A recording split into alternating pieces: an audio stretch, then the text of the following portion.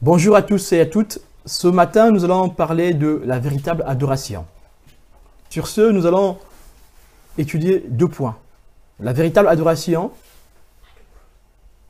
est basée sur quoi? Et comment on peut véritablement adorer le Seigneur. D'abord, nous voulons définir le mot adoration. En connaissant les origines des mots, nous pourrons connaître la profondeur même des mots que nous utilisons. Du mot adoration, nous tirons le verbe adorer. Et adorer, du grec proskuneo, qui veut dire rendre hommage, marquer son obéissance, veut aussi dire faire une supplication.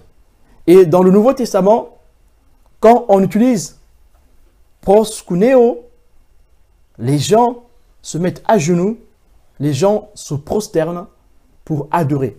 Donc la vraie adoration est marquée par notre obéissance. La vraie adoration est marquée par l'hommage que nous rendons à la personne que nous adorons. Si notre adoration n'est pas marquée par l'obéissance, si notre adoration n'est pas marquée par les hommages que nous rendons à la personne, ce n'est pas une vraie adoration. Et notre adoration doit aussi s'accompagner de certains gestes. Et dans le monde oriental, nous voyons que les orientaux, pour adorer, ils se courbent, ils s'agenouillent, ils baisent la main et ils peuvent aussi s'agenouiller en touchant le sol par la tête. Et nous voyons ici des marques de respect. Et c'est comme ça que les orientaux marquent leur obéissance, marquent leur adoration vis-à-vis d'une autorité, vis-à-vis d'une représentation. Et nous qui sommes enfants de Dieu, quand nous parlons de la véritable adoration, qui adorons-nous? Il faut connaître l'objet de notre adoration. Quel est l'objet de notre adoration? Est-ce que nous adorons l'esprit du monde? Est-ce que nous adorons l'esprit de ce siècle? Est-ce que nous adorons Satan? Ou nous adorons Dieu, le grand Dieu, le Dieu créateur? Et c'est ça le but de l'étude de ce matin. Déjà savoir qui nous adorons et comment l'adorer. Jésus-Christ pouvait dire, il est écrit, quand il a répondu à Satan, lors de la tentation, Jésus-Christ a répondu à Satan, tu adoreras le Seigneur ton Dieu et tu le serviras lui seul. Ici, le mot adorer ici vient prendre le sens de proskuneo en grec. Proskuneo, qui veut dire marquer son obéissance, sa révérence, son hommage. C'est ça, adorer. Et le Seigneur Jésus dit que la seule personne qui mérite cette obéissance, cette vénération, ces hommages, c'est le Seigneur, notre Dieu. Et nous voyons ici la personne, la véritable personne que nous devons adorer est le Seigneur. Donc si certains adorent des anges, ils sont dans le faux. Si certains adorent des saints, ils sont dans le faux. Si certains adorent des idoles, ils sont dans le faux. La vraie adoration est adressée au Père éternel, au Seigneur des Seigneurs, au Dieu redoutable, au Dieu suprême. C'est à lui seul que nous devons notre adoration. Et nous allons voir dans la Bible quelle est la première personne, quelle est la première famille qui a commencé à adorer le Dieu créateur, le Dieu tout-puissant. Comme nous l'avons dit, Enoch, qui est le fils de Seth, le 3e fils de Adam et Ève, après la mort d'Abel. Enoch est le premier adorateur. Il est écrit dans Genèse 4, verset 26, que Enoch est le premier à invoquer Dieu.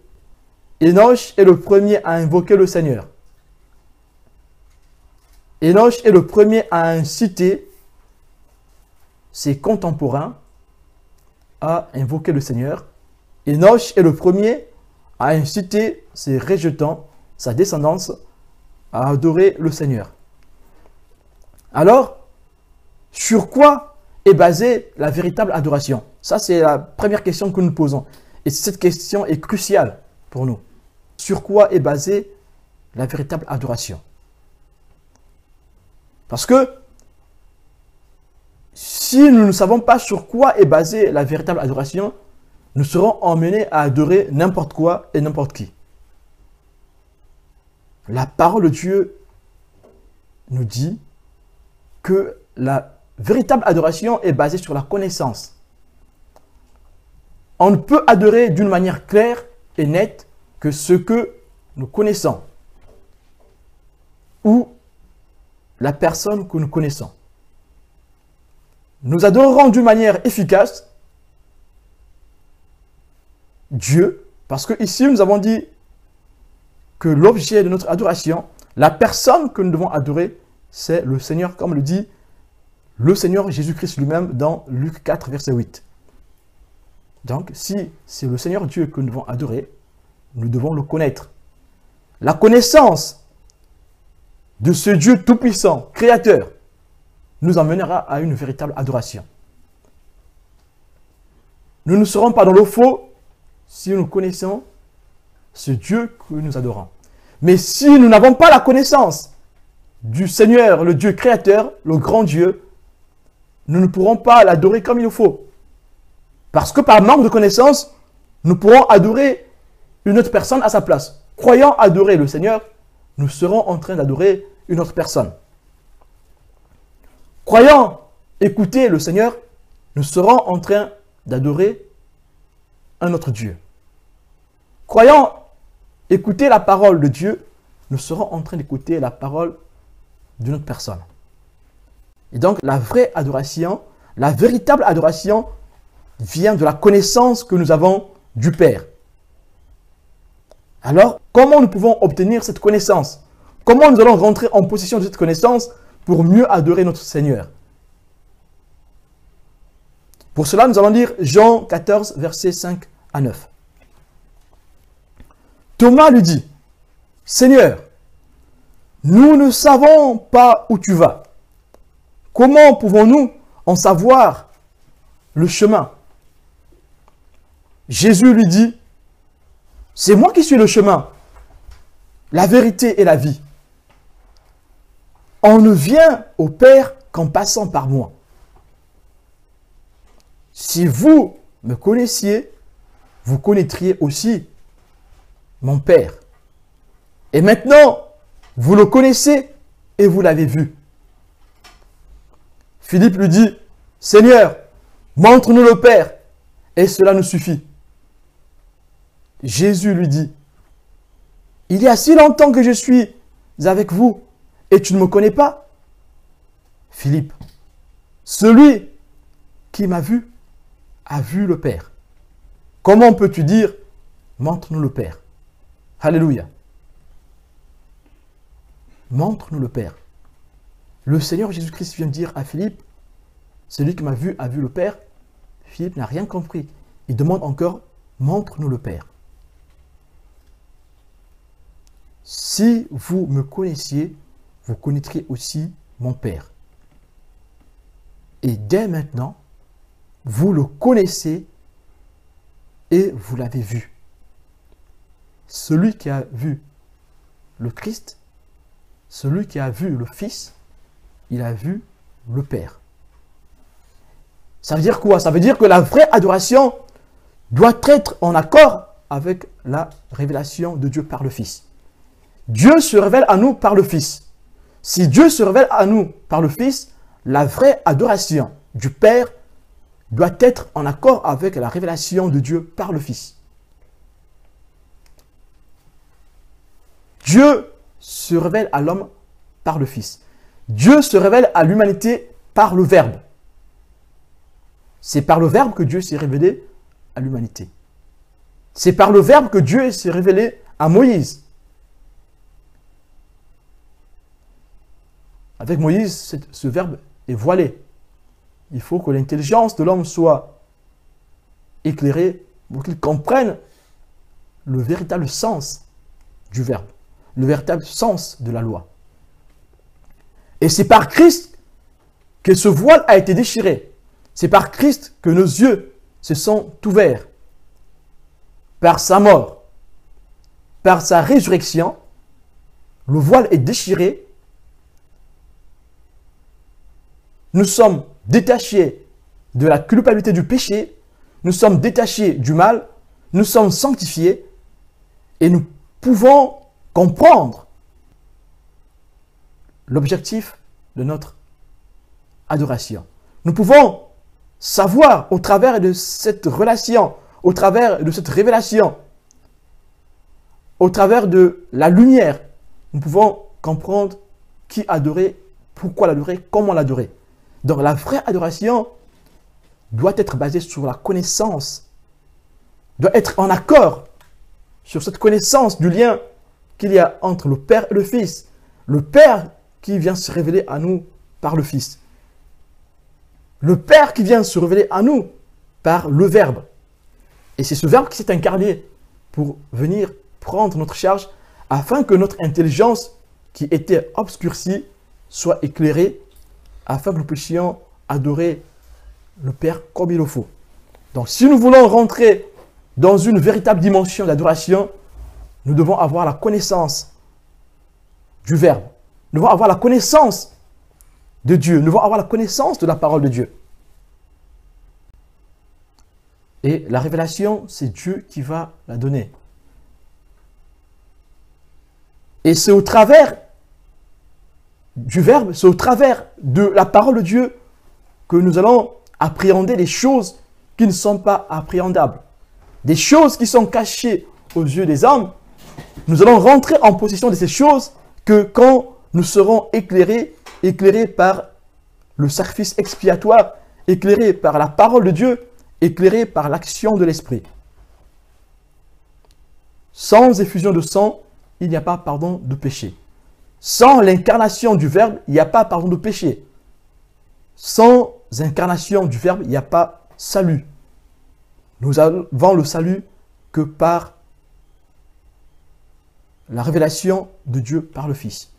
Nous avons le salut que par la révélation de Dieu par le Verbe, par la parole. Jean pouvait le dire dans Jean 3, verset 16. Dieu a tant aimé le monde qu'il a envoyé son Fils unique, afin que quiconque croit en lui ne périsse point, mais qu'il ait la vie éternelle. C'est par le Fils que nous rentrons dans la véritable adoration. C'est par la foi que nous recevons ces choses. Et donc la clé ici, c'est la connaissance. C'est la connaissance qui nous emmène. C'est la connaissance qui nous emmène à la véritable adoration. C'est la connaissance qui nous emmène à la foi. Parce que la véritable adoration, nous la ferons que dans la foi. La véritable adoration est faite dans la foi. Et la foi, nous l'acquérons par la connaissance, par la parole de Dieu. La connaissance vient prendre le sens de gnosis. La connaissance profonde de la parole de Dieu. La connaissance ici ne prend pas le sens de gnosko, qui est juste le simple savoir que les hommes peuvent avoir. Ces hommes qui sont sages de ce monde, ils ont le gnosko qui est la connaissance naturelle, la connaissance que nous avons des choses qui existent, le savoir. Mais ici, la connaissance, ici, gnosis prend un sens plus profond qui est la connaissance de Dieu au travers de la parole de Dieu, la connaissance du Père au travers du Fils. Et le Fils nous laisse sa doctrine pour que nous puissions connaître le Père. Et si nous voulons rentrer dans une vraie dimension d'adoration, nous devons connaître le Fils. Si nous voulons rentrer dans une vraie dimension de l'adoration, nous devons connaître la parole de Dieu. La foi vient de ce qu'on entend, et ce qu'on entend vient du Verbe, vient de la parole de Dieu. Et j'aime bien la version Shuraki qui dit « La foi vient de l'entendement ». Il dit encore « L'adhérence vient de l'entendement. Et l'entendement vient du Verbe. L'adhérence, la foi, c'est l'adhérence que nous avons à la doctrine de Christ. Sans la connaissance de la doctrine de Christ, nous ne pouvons pas adhérer à cette doctrine. Pour adhérer à la doctrine de Christ, il faut la connaître. Pour avoir la foi, il faut connaître la parole de Dieu. Paul pouvait alors dire dans Romains 10, verset 17, « Ainsi, la foi vient de ce qu'on entend, et ce qu'on entend vient de la parole de Dieu. » L'adhérence vient de l'entendement, et l'entendement vient du Verbe. Et qu'est-ce que nous devons mettre en marche dans la véritable adoration? Qu'est-ce que nous mettons en marche dans la connaissance? Dans la connaissance, nous mettons en marche notre esprit. Dieu nous dote de l'âme, de l'esprit et du corps. Si Dieu nous dote de l'âme, de l'esprit et du corps, nous devons adorer Dieu avec ces trois éléments. Alors, comment pouvons-nous adorer Dieu sans pourtant utiliser ces trois éléments? Tu adoreras le Seigneur ton Dieu de tout ton cœur, de toute ton âme, de toute ta pensée, de tout ton esprit, de tout ton être. Dans tout ce que je viens de citer, nous avons les trois éléments. Nous devons adorer Dieu avec ces trois éléments. Alors, la véritable adoration doit associer l'intelligence humaine. Ça veut dire quoi? Ça veut dire que la vraie foi doit associer l'intelligence humaine. La vraie foi doit associer l'esprit humain. Une foi qui n'associe pas l'intelligence humaine, une foi qui n'associe pas l'esprit humain, sera une foi aveugle. Nous n'avons pas une foi aveugle. Notre foi est fondée sur la connaissance de Christ. Parce que Christ, le Père s'est révélé à nous par le Christ. Le Père s'est révélé à nous par le Fils. Nous pouvons donc avoir une foi saine, nous pouvons donc avoir une foi véritable, une foi fondée. Notre foi n'est pas une foi qui vacille, notre foi est une foi qui est assise. Donc si nous voulons grandir dans la foi, si nous voulons grandir dans l'adoration, si nous voulons grandir dans la véritable adoration, nous devons rentrer dans la connaissance du Fils. Nous devons chercher à connaître le Fils. Chercher à connaître la doctrine du Fils. Chercher à connaître l'œuvre sacrificielle. Connaître l'œuvre christique. C'est ce qui fera que nous puissions être des vrais adorateurs. Nous avons des exemples dans la Bible. Dans Néhémie, chapitre 8, versets 1 à 12. C'est bien noté. Le peuple a adoré le Seigneur d'une manière unie. Jamais Israël a adoré Dieu de la sorte. Jamais. Et comment ils ont fait pour adorer Dieu? Ils ont sorti le livre de la loi. Nous avons une autre histoire où ils ont redécouvert, ils ont découvert le livre qui avait disparu. Quand ils ont découvert le livre, ils sont rentrés dans la véritable adoration. Je pense que c'est le roi Josias qui a découvert le livre de la loi. Et parce qu'ils ont découvert le livre de la loi, ils sont rentrés dans la véritable adoration. Nous ne pouvons rentrer dans la véritable adoration que si nous avons la connaissance de la parole de Dieu. Nous rentrons dans la véritable adoration du Père par sa parole, qui est la prophétie. Les prophéties viennent soutenir notre foi, notre marche. Mais la véritable prophétie qui nous entraîne à l'adoration est la parole de Dieu. Si nous basons notre adoration sur les prophéties, nous pourrons rentrer dans l'hérésie, dans l'erreur. Parce que les prophéties, il faudrait les sonder.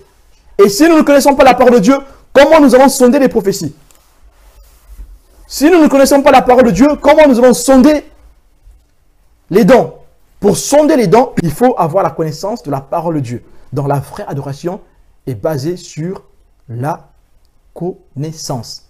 La vraie adoration, la vraie foi est basée sur la parole de Dieu. La connaissance de la parole de Dieu. Gnosis. Et cette connaissance ne réside pas seulement dans le savoir, mais gnosis ici consiste dans la relation, dans l'appropriation et dans la relation que nous établissons avec la connaissance. Dans la relation, dans l'unité que nous formons avec la parole de Dieu. Nous faisons un avec la parole de Dieu. C'est de cette connaissance que nous parlons. Nous ne parlons pas d'une connaissance littérale. Nous parlons ici d'une connaissance profonde où nous faisons un avec la parole. Ou comme chez les prophètes, Dieu demandait toujours, le Saint-Esprit demande toujours, identifiez-vous à la parole d'une manière dure, d'une manière fondée. Et la plupart des prophètes que Dieu envoie, il va leur demander de s'identifier à la parole de Dieu. Identifiez-vous à la parole de Dieu. Mangez le rouleau. À Jean, il dit mangez le rouleau. À Ézéchiel, il demande de manger le rouleau. À Jérémie, il ouvre la bouche, il met sa parole. Les vrais adorateurs doivent être des gens qui connaissent la parole de Dieu. La vraie adoration doit s'asseoir sur la connaissance de la parole de Dieu. La vraie foi doit avoir pour fondement la parole de Dieu. Parce que nous sommes dotés de l'intelligence, de raison, nous pouvons donc choisir d'écouter ou de ne pas écouter la parole de Dieu. Si je choisis d'écouter la parole de Dieu, donc c'est un choix qui vient de ma conscience. Je suis doté d'un esprit, je suis doté de l'intelligence, donc j'ai le choix d'écouter ou de ne pas écouter. Et quand je choisis d'écouter avec toute ma conscience, avec toute la connaissance que j'ai de mon choix, ce choix sera véritable. Ça ne sera pas un choix déguisé. Alléluia. Donc la foi n'est pas une aliénation. La foi n'est pas un endoctrinement. La foi est une croyance, une adhérence en la vérité qui est le Christ. Ce premier point vient nous montrer ici la véritable adoration. Ce point nous montre que la véritable adoration doit faire appel à notre intelligence, c'est-à-dire à l'esprit humain. Une adoration qui ne fait pas appel à l'esprit humain sera une adoration farfelue, ça sera un endoctrinement, ça sera une aliénation. La foi fait appel à notre intelligence. Parce que les gens n'ont pas mis en marche cette capacité que Dieu leur a donnée de la connaissance, de chercher la connaissance, pas le savoir, mais la connaissance avec qui on doit faire un pour adorer Dieu. Ils ont adoré d'autres dieux. Il y en a qui ont adoré le Dieu Ondo. Au lieu d'adorer le Dieu Tout-Puissant, ils ont adoré le Dieu Ondo. Et le Dieu Ondo, qui a son vrai nom, Ondo Velicus, ils l'ont adoré. Certains ont déformé la parole de Dieu, ils sont rentrés dans le New Age, ils sont rentrés dans la pensée positive pour exprimer leur foi. Mais sauf que cette foi est erronée, cette foi est une mauvaise foi. Certains, en faisant cela, sont en train d'adorer le Dieu Ondo. Ceux qui sont dans le New Age, ceux qui sont dans la pensée positive, dans la philosophie, dans la théorie de la pensée positive, ceux qui sont dans la théorie de la force de la pensée, ceux qui sont dans la théorie du dédoublement. Oui, il y en a qui sont dans ces choses. Ceux qui sont dans la théorie du dédoublement adorent le Dieu Ondo, sans pourtant le savoir. Ils sont perdus. Par manque de connaissance, ils sont perdus. Et la parole de Dieu dit, mon peuple meurt par manque de connaissance. Mon peuple périt par faute de connaissance. Sans la connaissance de Dieu, nous allons adorer d'autres dieux. Sans la connaissance de la parole de Dieu, sans la connaissance de la doctrine de Christ, nous allons adorer d'autres dieux. Et nous nous retrouverons ce jour-là devant le roi avec tout le travail que nous aurons fait. Et le roi nous dira, arrière de moi, je ne vous connais pas. Arrière de moi, je ne vous connais pas. Pourquoi? Parce que nous n'avons pas le bon habit. Nous n'avons pas la vraie foi. nous n'avons pas la vraie adoration. Nous n'avons pas adoré la bonne personne. Mon peuple meurt par manque de connaissance. Mon peuple meurt par l'ignorance. Si nous voulons être des vrais adorateurs, nous devons adorer le Seigneur, le Dieu créateur, en associant dans cet acte notre intelligence.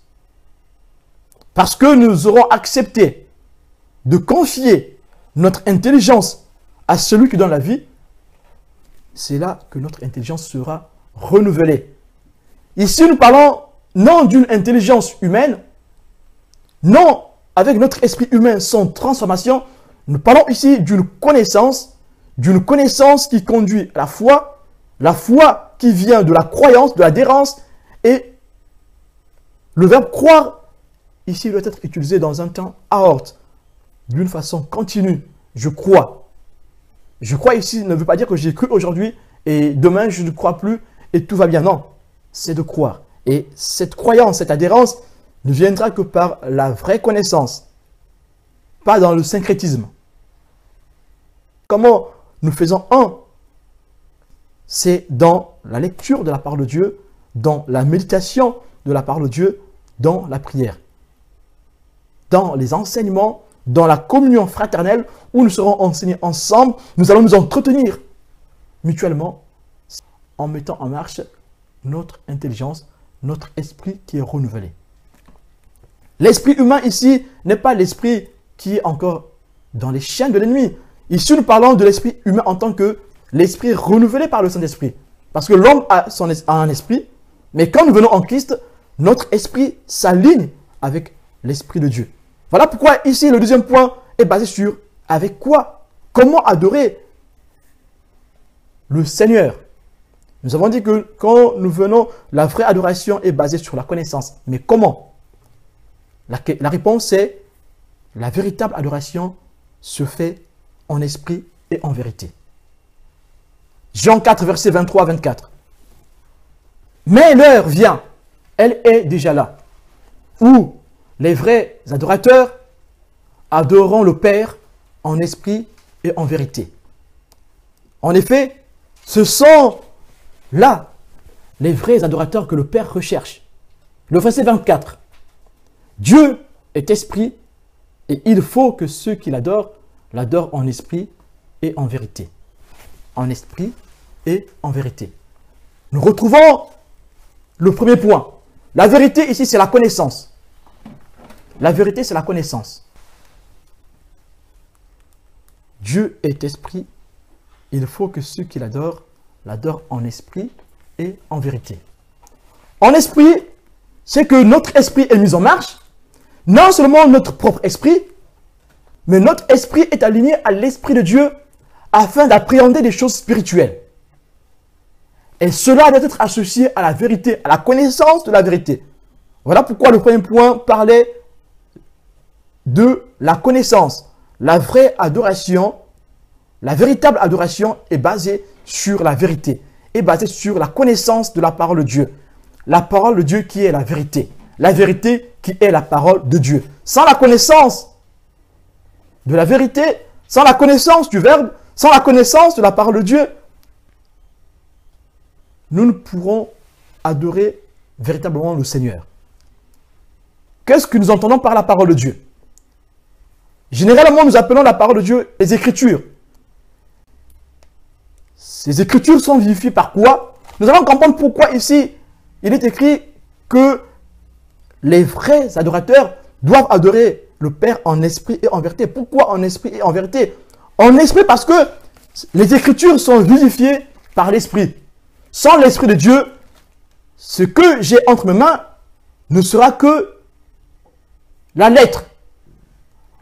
On n'adore pas Dieu avec la lettre. Alors si je me lance dans la recherche de Dieu, en cherchant la connaissance, tout simplement, sans associer l'Esprit de Dieu, ma connaissance ne sera qu'une lettre. Et la lettre tue. Paul le dit bien. La lettre tue, mais l'Esprit vivifie. Si je veux rentrer dans la vraie adoration, si je veux rentrer dans la vraie foi, c'est par la connaissance, du gnosis, mais une connaissance profonde qui est associée à l'Esprit de Dieu. Voilà pourquoi les vrais adorateurs adorent le Père en esprit et en vérité. Est-ce qu'on devait s'arrêter en esprit? Les vrais adorateurs adorent le Père en esprit. Ça serait faux de dire que les vrais adorateurs adorent le Père qu'en esprit. Et comment nous saurons que c'est le vrai esprit? Comment saurons-nous que c'est avec le vrai esprit que nous adorons le Père? Parce qu'on peut croire adorer le Père, mais en l'adorant avec un faux esprit. Je vous ai pris l'exemple tout à l'heure des nouvelles théories. Le gnosticisme qui a grandi et qui s'est transformé en nouvel âge. Sachant que cette doctrine, ça fait très longtemps qu'elle existe. Le nouvel âge, le New Age, qui a infiltré l'Église. Et les gens de l'Église ont utilisé ces théories du monde pour essayer d'exprimer leur foi. Ils rentrent en eux-mêmes, en deux, le Dieu en deux. Ils rentrent en eux-mêmes pour aller chercher ces choses qui sont en eux pour pouvoir connaître Dieu. Non. Notre connaissance de la parole de Dieu ne dépend pas de ce qu'il y a en nous. Notre connaissance de la parole de Dieu dépend de l'esprit qui nous est donné. Voilà pourquoi on parle de la transformation de l'intelligence. Si notre intelligence n'est pas renouvelée, nous ne pourrons pas comprendre qui est Dieu. Donc, nous ne pourrons pas rentrer dans la véritable connaissance. La connaissance du Dieu très haut. Si j'essaie de rentrer en moi, de me connaître moi-même, pour connaître Dieu, je suis en train de faire fausse route. Si je veux connaître Dieu, je dois me laisser guider par le Saint-Esprit. Je dois me laisser guider par l'Esprit de Dieu. Ce point est très crucial.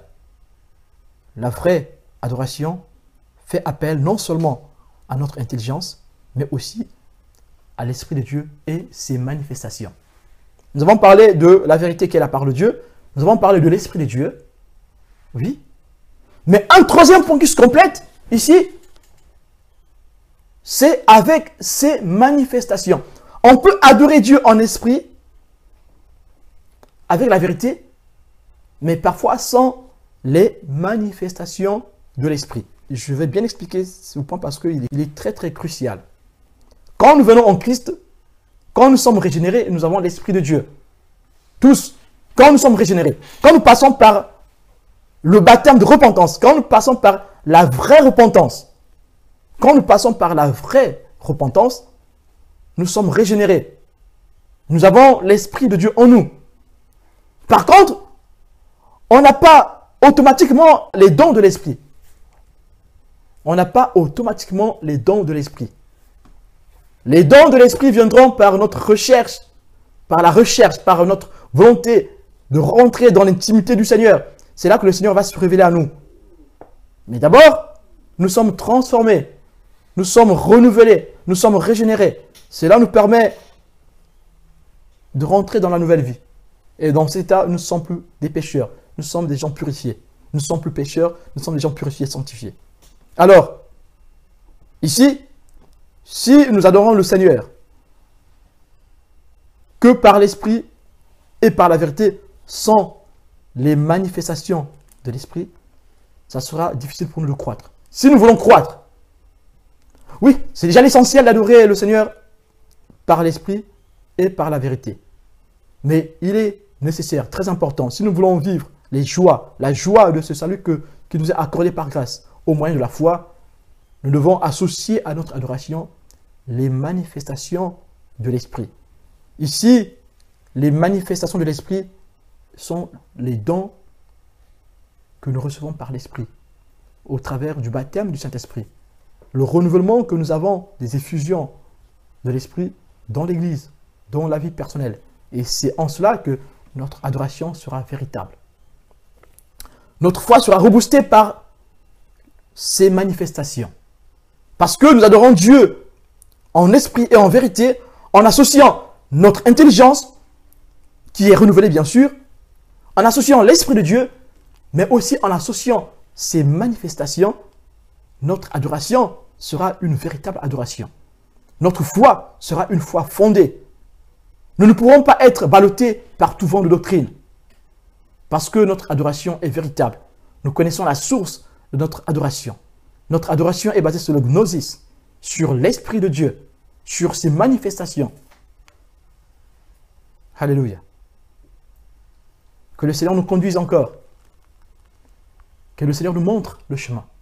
Si hier, nous étions dans la fausseté, si hier nous marchions dans le mensonge, où on nous enseignait des fausses doctrines, la pensée positive qui est confondue à la foi, la force de la pensée qui est confondue à l'assurance, si nous étions dans ces choses, si nous adorions autrefois le Dieu Ando, qui nous entraîne à rentrer en nous-mêmes pour aller chercher les forces qui sont en nous, la pensée, la force de la pensée, avoir la pensée positive. Si nous avions confondu ces choses à la fois, nous étions dans la fausseté. Il est temps pour nous de revenir sur le bon chemin.